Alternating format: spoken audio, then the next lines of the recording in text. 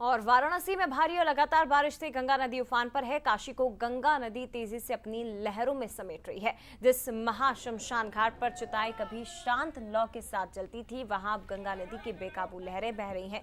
घाट की सीढ़ियां भी नदी के पानी में डूब गई। तो 84 घाटों की सीढ़ियां जलमग्न हो चुकी हैं। छोटे मंदिर पहले ही गंगा के जल में समा गए थे।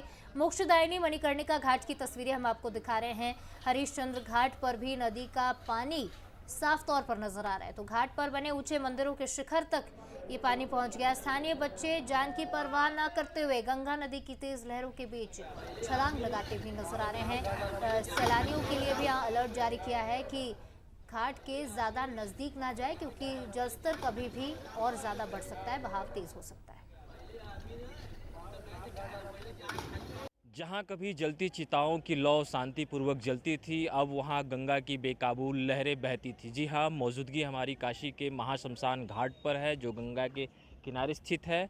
तस्वीरें भी बयां कर रही हैं कि जो जहां पे लोग अंतिम क्रियाकर्म के लिए आते हैं, फिर यह कहा जाए जहां पे जो मोक्ष स्थली है वो पूरी तरह से गंगा में जलमग्न होती हुई दिख रही है, क्योंकि जो गंगा का जलस्तर है वो धीरे धीरे बढ़ना शुरू हो गया है और इतना बढ़ चुका है कि खतरे के निशान से मात्र 7.20 मीटर ही नीचे है। मौजूदा जलस्तर की बात करें तो मौजूदा जलस्तर 63.06 मीटर है, जो खतरे के निशान से 7.2 मीटर है। या फिर कहा जाए जो गंगा की जो लहरें भी हैं वो भी अपने आप में बता रही हैं कि गंगा किस कदर काशी के छोटे मंदिरों को अपने आगोश में लेने के बाद बड़े मंदिरों को भी आगोश में लेना शुरू कर दिया है। बड़ी जो सामने मंदिर है वो रत्नेश्वर महादेव है और पीछा की झुकी मीनार जो 6 डिग्री है, ये मंदिर 9 डिग्री झुकी हुई है, फिर भी गिरा हुआ है, इस गंगा के तेज बहाव में खड़ा हुआ है और ये सतह से लगभग 15 फीट पानी में डूब चुका है। यानी कि गंगा की जो लहरें हैं अब छोटे मंदिरों के बाद बड़े मंदिरों को भी अपने आगोश में लेना शुरू कर दिया है।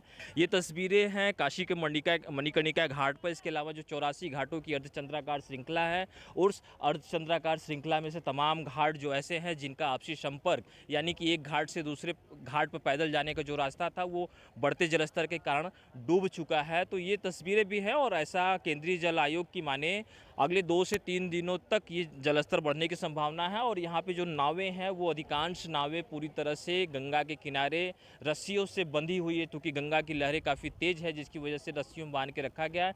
कुल मिला जुला कर देखा जाए तो आने वाले 1 हफ्ते काशी के लिए महत्वपूर्ण हो चुके हैं, क्योंकि अभी सावन की भी शुरुआत नहीं हुई है, यानी कि आषाढ़ का ही महीना है और गंगा का जलस्तर इतना भाग गया है। तो सावन शुरू होने के बाद ये देखा जाएगा कि गंगा के जलस्तर में कितनी बढ़ोतरी होती है, क्या गंगा में बाढ़ की स्थिति बनती है काशी में, या फिर ऐसे ही गंगा सिर्फ चेतावनी बिंदु या खतरे के निशान तक ही सीमित रह जाती है। फिलहाल बंसल न्यूज के लिए वाराणसी से अभिषेक। और वाराणसी के बाद